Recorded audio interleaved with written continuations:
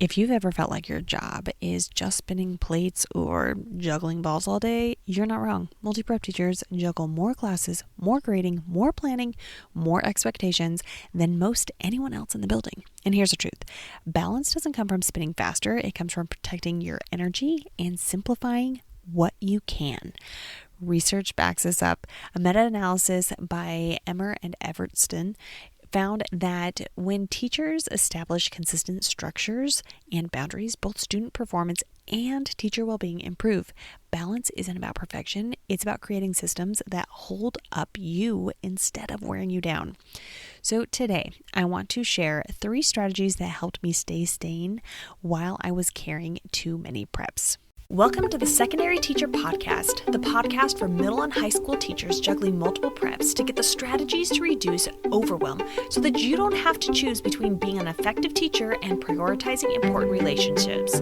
I'm your host, Kristen Masick, a 10-year high school engineering teacher, former middle school assistant principal, and teacher coach. Every week, we will discuss strategies, systems, and time-saving tips to help you not only survive but thrive as a multiple prep teacher.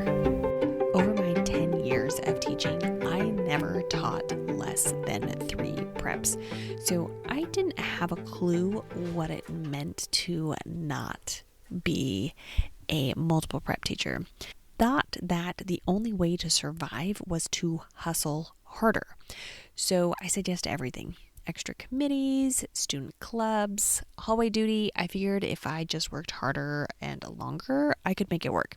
Spoiler alert, it didn't. By October, I was exhausted, cranky, and seriously considering if teaching was even for me. Then one day, my admin asked me to join yet another committee. I froze. My calendar was already bursting.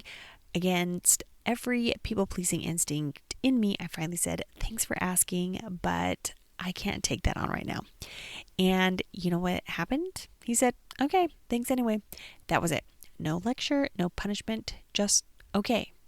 And this happened more often than not when I was an administrator asking teachers to do the same thing. That tiny no gave me hours of my week back. It also gave me something more important, the reminder that I'm allowed to have limits.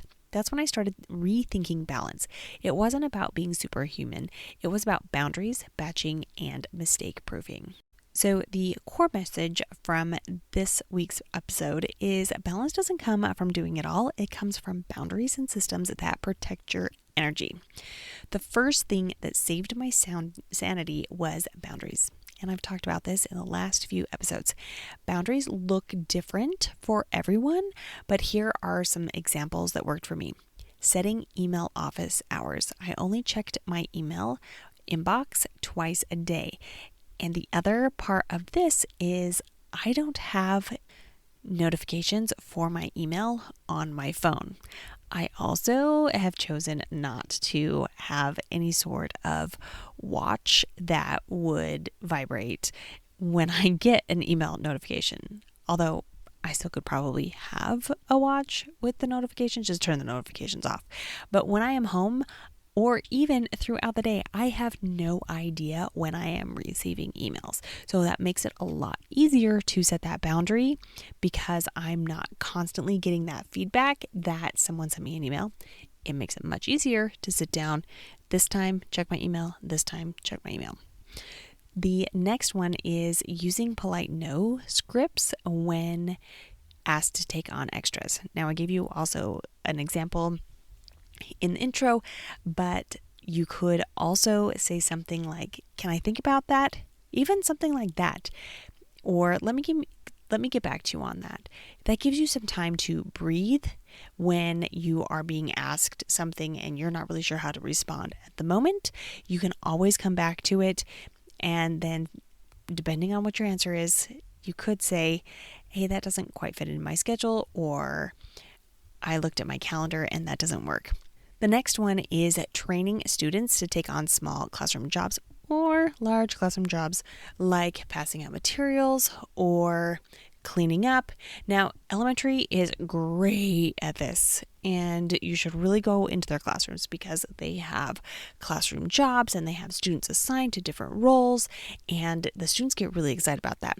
Now, that doesn't really wear off. We think it does because as secondary teachers, we're not really trained to do that with our students, but you can utilize what the elementary teachers have already done in training your students, and you can implement those classroom jobs. You make it fun, you rotate it, you can ask for volunteers, but having students do things makes it a lot easier. Now, there are other things too where they're not necessarily taking on those classroom jobs, but making things really easy, those routines, those repeatable routines, so that they know where to find things and how to find things and use the routines that you're using a lot. So one teacher I worked with decided to stop checking her email after 6 p.m. At first, she worried she'd missed something urgent, but what actually happened, nothing fell apart and she slept better. Boundaries can feel scary at first, but here's the truth. The system will always take more if you let it. Boundaries are the only thing that give you your time back. According to the NEA in 2022, 55% of teachers reported planning to leave the profession earlier than expected because of stress. Boundaries aren't selfish. They're the reason many teachers stay. So you might be thinking, but I don't want to seem lazy or unhelpful. Hear me. Saying no to the extras isn't laziness, it's survival. The second way to find balance is batching and blocking. When I tried to plan 3 preps at once, I ended up spinning in circles. I'd start one engineering lesson and then jump to architecture, and then I would be all over the place as I tried to figure out what I was going to teach for careers. At the end of my prep period, I had 3 half-done lessons and a headache. Then I started blocking my time.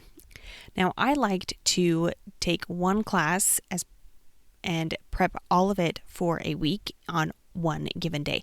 Now, there were times where I would say engineering design, I'm going to plan everything on that Tuesday and for the following week. And then on Wednesday, I would go to architecture. You might be wondering, because of the amount of preps that you teach, there aren't enough days to have a separate planning day and still get other things done. Now, hear me out, because normally that first planning day for whatever class you are going to be teaching, that's where you're going to spend the most time. And you can actually rotate this from week to week if you want to focus on a different subject every week. But remember, once you get that all planned, then you can look at the protocols and the strategies that you are using during that course and see how you can overlap and reuse it for your other course. So by the time you are planning your 3rd, 4th, whatever prep, you are reusing things from other classes. So instead of having to take an entire day, now you can actually spend that time and probably plan for 2 or 3, because now you're just looking at figuring out what you can reuse and repurpose for all of your other classes. So a teacher in my program started using grading Fridays. She batched all of her grading at the end of the week instead of scattering it, and this freed her mental space midweek and gave her her weekends back. Now, she also decided that she would get as much graded as possible on Fridays, and then she would leave it, which was another boundary that she set.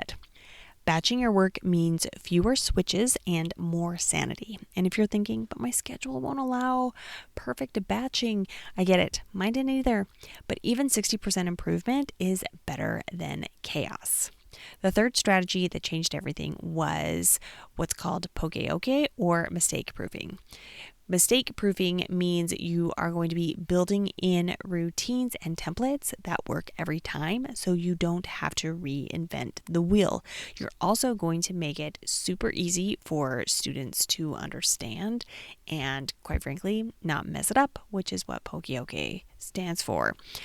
I used to spend hours building elaborate slide decks because I wanted them to look good and I wanted them to fit the theme of whatever lesson or unit we were going off of. And I thought that more was better. And at that time, my slide decks and my PowerPoints, they were the base of all of my instruction. And it meant that I was doing all of the instruction. So very heavily based in direct instruction. Now, I have a story that I have shared before, and I was so excited. It was my first year teaching, and I thought I was a rock star, and my principal was coming in to observe me. I had a stellar slideshow planned. I was ready to go, and I gave my thing. It was architecture. I remember it was architecture. I think it was housing styles is what I was talking about. And I had all these pictures, and the students were really quiet, and I felt like it went great. And then I had my post-observation discussion with my principal, and he asked me the very first question. I don't even know if there was another question. This is the only thing I remember from that conversation. He said, "Would you take your class?" And I remember just being dumbfounded because I was so knowledgeable. I gave them great content. My slides were great. They knew what they were doing, but there was absolutely no engagement from my students. Sure, they may have been quiet and they may have been looking forward, but probably they were scared that the principal was in there, thinking that they were in there watching, he was watching them, and not really thinking that I was the one being evaluated. So they may have been on their best behavior that way. And from then, I still had a hard time getting away from slideshows because that's all I knew. But when I started implementing protocols where the students were doing the teaching, where the students were doing the conversing, where the students were doing the learning, then when I found that worked, and the one that I liked the most, or actually my first successful one, was gallery walk. Once it worked, I reused it again and again. And that one routine saved me hours every unit and also made my class a class I would have taken myself. So from this, I always remind teachers that slide decks aren't lessons, protocols are. What saves you isn't flash, it's consistency.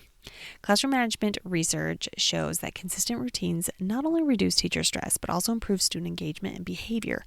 Predictability is a gift for both you and your students. And if you're thinking, but won't students get bored? Here's the truth. Repetition isn't boring. It's confidence. Students thrive on predictability. So let's zoom out. If you're juggling too many preps, balance isn't about working harder. It's about boundaries that protect your time, batching that protects your brain, and mistake-proof routines that carry you when your energy is gone. You don't get extra credit for burning out. Your students don't learn better because you stayed up until midnight making slides. They learn better when you're rested, steady, and present. So hear me clearly. You don't have to do it all.